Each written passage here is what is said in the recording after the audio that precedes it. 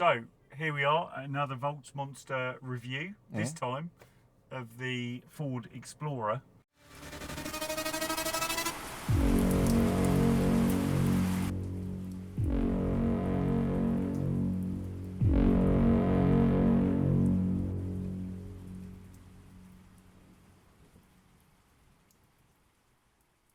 In the spirit of that, we have Virgil here, and because he's obviously Thunderbird 2, so this is like, which Thunderbird would it be? Oh, this is, well, it's red, isn't it? So it's going to be Thunderbird 3. Okay, so we are in Thunderbird 3. We can't go to space, which is a bit, you know.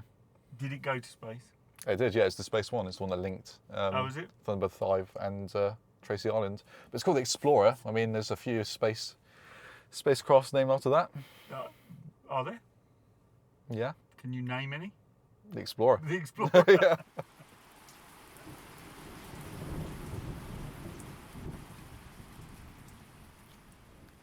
Here we have the Explorer.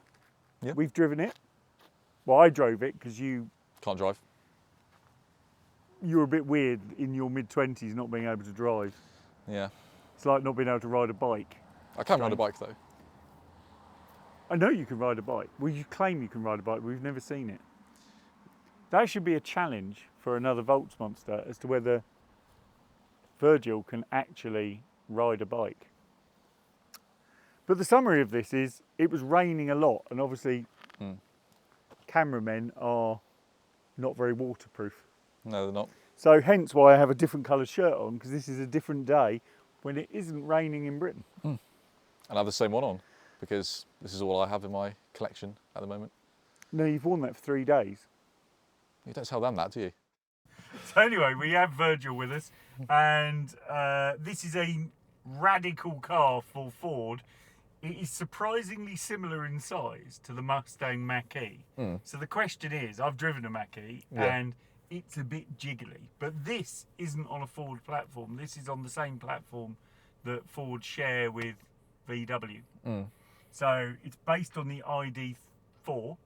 Obviously, if you've ever seen any of our other reviews, the ID3 is probably one of the worst cars ever made. I thought you loved it. That's why I call it the ID3. It's how you feel inside when you've spent 40 grand on such a pile of... Talking of VW, Go on. its sibling, the ID4, Yep.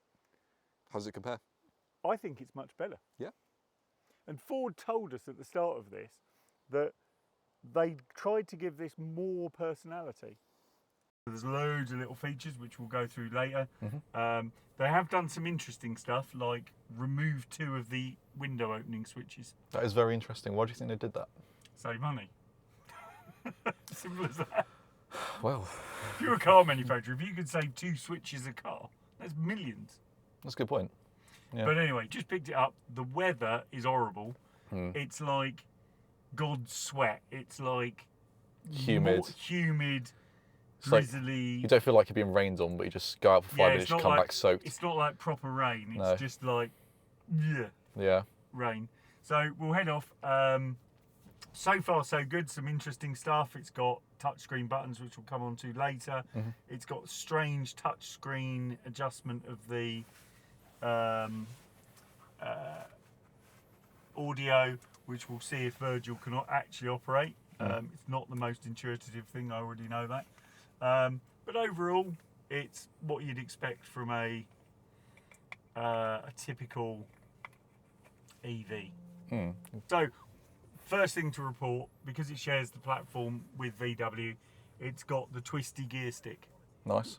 Have you seen the twisty gear stick? I have not, no. So the twisty gear stick is twist it forward, go forward, twist it back to go backwards. If you twist it twice forward, it puts it into regen braking mode, which means, like most EVs, is horrible to drive. Yeah. So it means it's slowing down the whole time. But there are a number of things that are better in this than the VW equivalent. Yeah. Right? One of the things they did was they hid this set of buttons behind the indicator stalk. So it's very difficult to see. Ford have used their brain and put it where you can see it. Yeah. So that is a good thing. But there are a number of good things about this car, as we covered the other day, which are the screen being able to move. Yeah, that's And good. obviously, as the Ford dealer told us, you can hide your wallet from your date. Yeah. But fundamentally, I think it's a better package. The one thing I don't get with this car is a simple thing, which is that Ford Explorers traditionally have always been SUVs. Yeah. So like a Land Rover, but they're not at that quality, but they're big off-roady. You're right. Fucking hell. You've Foot. been drinking again. It's right there. There's ground there. Yeah, there is a bit. Like the car, good analogy. Nice. I'm not sure that this could get over that rock there. And I'm not willing to try it just in case I break it. It is quite low, isn't it? On a normal Explorer, you'd have probably driven over that. And that is the thing with EVs, is that they call it an SUV, but it's kind of just a big hatchback. In terms of a place to be, rating out of 10? You've been in it as a passenger. I have. I'd say a strong 6, maybe 7.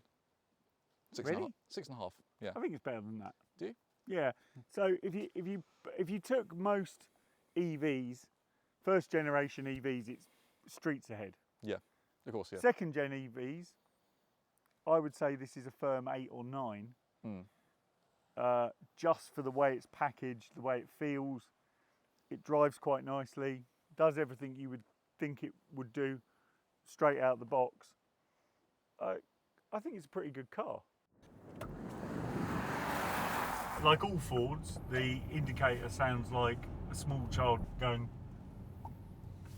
there you go, see? Or a large Virgil going, whoop. Oh, we can go this much traffic. When it comes to technology, especially with the older generation, you do want it to be very intuitive, because you know that's one of the biggest issues nowadays, that people are just like, oh, I don't know how to use my smartphone. So when it comes to things like this, especially when you're driving a car, if you want, you know, if you've got your music blaring out, and you're like, oh, I need to turn it down, and you can't use a fucking touch bar, it's just not good. It needs to be more like natural.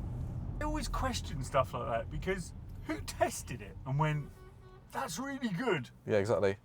So you can't obviously accidentally do it, so you have to put some effort into it. One thing I have noticed, right? Yeah. So by comparison, the loudness this side is just touch. Look, you don't. You Nursery can just. worker's been jailed after she was caught Okay. on camera swearing at babies. So that's even more confusing then. If you're going to do something, do it across the board. So that one's literally touch screen, Yeah. right? That one is click it. Also, these are really feedbacky. It's like vibrating when you. Yeah, so you almost have. They're a bit squeaky. Okay. You go, when you go. Oh. You know, like getting an electric shock off your laptop. You know, like Yeah, they- that's static, you know, like laptops have got metal outers. Oh, I know what you mean. So when you plug it in, it sort of zzz, It's got that it sort of vibrates. zzz thing, Yeah, yeah. which isn't very nice. Mm. That's got a bit of that. But to be honest, I mean, so one's touch, just by touch, and one's you have to push a little bit more. To be honest, I mean, it's -1.4 inconsistency. And if you are going to have something where you can't accidentally Sorry, touch you it, just scored it. I have. -1.4 Yeah, that's the thing with me. I score things. in what -1.4. No, -1 in 1.4. Where'd you get that from? You said -1.4. I think did I? I might have I said. thought you did. Oh, I thought I said -1 for Ford. Oh, -1 for Ford. And then if you are going to put something that you have to push and you have to purposely do anywhere, you'd probably put it on the steering wheel so that you don't accidentally do it on the steering wheel. Yeah, but that's for passengers. Exactly. So, but I mean, if a passenger's going to do that, they're obviously going to put their hand there for a reason. If someone's driving and they accidentally put their hand on the steering wheel and brush it, you've got. Do you know what I mean? It should be the other way around if you are going to do it inconsistently. Well, and the other thing is the part of the passenger controls are clearly here, Yeah. which have plus and minus Yeah. for temperature, It's very weird. right?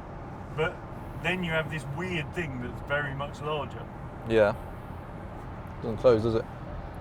I've also noticed that there's only wireless charging on one side. Should we just test it? Yeah, it's only on one side. They did tell me that. That is weird. -1 point for Ford again. As a passenger, the reason I gave that rating was because at the front it is very, very claustrophobic. At the back it is better, but I feel like the roof's just a little bit too low. It's a little bit too much, like in your face. But you're always a passenger. I am. Because you're a bit special, aren't you? I'm a little bit special, yes. So in that you're like 35 and can't drive. Well, I'm not that old, thank you. But, well, I'll tell you what, Ford here, when we tried to connect your phone with Android, that is not as seamless as AirPlay at all. So AirPlay is seamless. Well, it wouldn't be seamless because this isn't got AirPlay, is it? No, it hasn't, but if it did. So that's But like that's the thing you expect to get in a car in 2024. You know? There are many things I expect. I expect with my mobile phone to be able to make a phone call. It's a very good point. And as we know, like if we're in the whole spirit of space travel, Yep. they somehow managed to stream full colour 35mm TV footage, live stream round the entire world when we landed on the moon. I can't make a fucking phone call between Taunton and Devon. What is your phone an Apple phone? No, my phone, of course, isn't an Apple phone. Or is Android? What, my phone? Yeah. Of course it's Android. Oh, fucking hell. They can't make a phone call. -1 point for Android. No, it's got nothing to do with Android. It's got something to do with the network, which has nothing to do with my phone. What network you on? Vodafone. Oh. Yeah, alright, that explains a lot. But there's these little features that matter, the little ones, such as the wireless charging is only on one side rather than my side as well. The screen is very clunky to use, and if that is the way you control the car as an EV, then it needs to be better. Yeah, there are some UI issues with the screen. So, for example, once you put it into navigation and you try to end navigation, we haven't quite worked out where the button is. So as a top tip for Ford, make it a bit more obvious. So far the only way is to back out, go to the home screen and then exit from there. But if you're actually in it, it needs to be a bit more intuitive. In the Land Rover that I drive on a daily basis, you literally just go to end navigation and it will end. Exactly. In the same way that in your Google phone, you just press the X on the journey and it closes it. Exactly. So, but overall, good first attempt. I know they made the Mustang Mach-E, which is kind of the same size car, albeit it's got a slightly bigger battery than this. But overall, as a cheaper alternative? As a cheaper alternative, yeah, definitely. Yeah. I think it does it. What do you think of the styling? I actually quite like the styling. Usually you? I'm quite, when it comes to design, I'm usually quite hard on EVs, aren't I? But I do like it. It looks good on the road. I actually quite like it. One of the weird things with this is when you walk up to it, it looks smaller. Then when you park it next to my Land Rover Discovery 5, it looks about the same size. It's clearly wider, maybe not quite as long, but it is much bigger than it looks. Yeah, it is. Consistency is an important thing, isn't it? It is. It is. But overall, do you feel comfortable? I feel comfortable, yeah. I feel a little bit claustrophobic in the front. I think it's just because there's quite a few protruding things. You feel claustrophobic? Yeah, slightly. I don't know if you feel the same way. I think it might be because it's quite black, so the headlining's dark and everything's black apart from that bit of the dashboard. I think we give it a reasonable score. Virgil approves of it, which is apart from his claustrophobia. But you get claustrophobic in Debenhams or Marks and Spencer's. Is it? Because you're the man who only buys his clothes off of Vinted. That's true. That's not an advert for Vinted. No. Another interesting point about this car is it has a massaging driver's seat. To alleviate stress. We did use it. I did use it on the way back in the rain. Yeah, and you did get more stressed, but that was because I was sat next to you. You cause me stress all the time. It sort of makes you feel sort of slightly nauseous. As I understand, it does the massaging through using the lumbar support. Oh, I can actually feel it working. Can you? Oh. It's actually not as violent as a small Thai person. Where does it tingle? Well, I don't think it's giving me any tingling, certainly not in my manly bits, but it's definitely moving up and down my lumbar. Okay. Allegedly, it's just reduced stress during driving. I can't work out if it would become slightly irritating or not. But it's reasonably pleasant. Are you feeling less stressful than when you turned it on?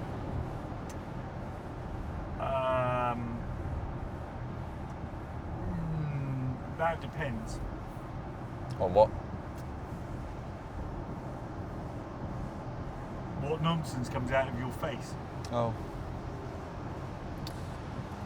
You know, like people who drive S3s, they're always total wankers, aren't they? It also has the most intrusive lane departure assist when you go to change lanes and it stops you. Yeah.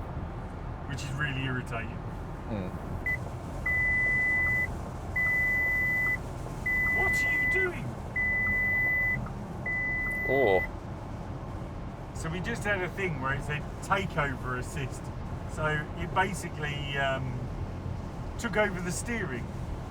That's not remotely scary. No, not on the motorway. Did you mean to put the hazards on? No, that was the car that decided to take over the steering and put the hazards on and brake. That sounds scary. It did feel a little bit scary. When we left, when we picked the car up, we picked it up in Taunton. Yep. And it had 331 miles on it. It's now got 313 miles. And we've done about 13 miles. I've noticed that actually, yeah. Which is actually pretty good. We do have the windscreen wipers going, which usually kills most EVs. We've obviously got a Skoda Enyaq, Yep. and you don't want to go anywhere in the rain. No, you don't. Nice. But this is a premium car. This is like top of the range. This is the premium version, long range battery. So 77 kilowatt hour battery, allegedly does 330 miles. You know, it is very nice weather. I'm sure the heating is on, bizarrely. Given how muggy it is outside, or maybe the air conditioning is on. We're now at 309 miles, so it's killed about 4 miles out of it in probably about a mile and a half. But we are doing 70 mile an hour. You know, we're driving it like a normal car. We are. And to be honest, the ride is all right. The ride's better in this than it is in the Tesla. Yeah. The Tesla ride is horrible, Yeah. but this is all right. Yeah. It does feel quite. It does feel nice to drive. You know, to drive in. Or riding. But yeah, I don't know. Because we did have this interesting thing when we picked it up, and the dealer said to us, "Oh, it's got a smart tailgate. Just kick underneath," and it didn't operate. So we started waving our feet, still didn't operate, and the bloke just sort of looked at us and went. And then obviously Virgil smashed his shin into it. Hence the limp. In summary, this is a VoltsMonster approved car for an EV. Yeah. Any more abuse I need to give Virgil? We obviously have videographers here, and he's just instructed me to talk about the big middle part. He's clearly not talking about your big middle part, because everything on you is minute. Yeah. But it does have a big middle part, allegedly. We have a guy who works for us called Jazz who said it looks bigger on the inside than it is on the outside. Something like a TARDIS. Yeah. I can't comment on that. Every car feels small to me because obviously I'm normal sized. unlike a lot of EVs, it doesn't have a frunk. It has what looks like an engine, which isn't an engine. I think it's just the motor and the power controllers. And that's probably helped the inside to feel bigger. What do you think of the range? Allegedly, the range is 330 miles. That's what it says on the screen when you leave. In the rain with the windscreen wipers going, which is the Achilles heel of the Skoda Enyaq, it used about 100 miles to do about 50. Yeah. So I kind of believe the range. It's definitely 300 miles. The question is it 300 miles in the dry or 300 miles in the rain? That's the question. That I cannot answer. But it tells you on the screen that it's doing about 3 kilometres per, or 3 miles per kilowatt rather. And it's got 77 kilowatt battery, so that gets you to almost 300 miles. Boot? No, I don't want to talk about the boot. Do you know why I don't want to talk about the boot? Why do you want to talk about the boot? Because it's the same as every other boot of every car that I've ever looked at. And, you know, unless you've murdered someone, you don't need a bigger boot. No, you don't. The only other time you probably need a bigger boot is if you have a baby and a pram and you want to go shopping at the same time. Because all cars are deficient in that respect. Every time you buy a pram, you put it in the boot and you go, I don't have a boot anymore. So if you've got a dog, So what's the moral of the story there? Don't get a dog. don't look in boots. Because they're all the same. There used to be a time when car manufacturers used to compete to have the biggest boot or the lowest access to the boot or the widest doors or the most legroom. Specific example of that, BMW 1 Series has 5 doors, no rear legroom, so you have to basically be a quadruple amputee to sit in the back because the roof line is so low you can't sit in it. So you also have to have your head removed. So you just, as long as you're a torso, it bleeps an awful lot. It does. So you just need to be a torso and then you can sit in the back of it. And then you open the boot and the boot is so small that you can barely put shopping in it. You know, there's hedgehog nests that are larger. It's very, very specific. Have you seen a hedgehog nest recently? Not recently. No. I like a good hedgehog. I love a hedgehog. They're cute, aren't they? Yeah.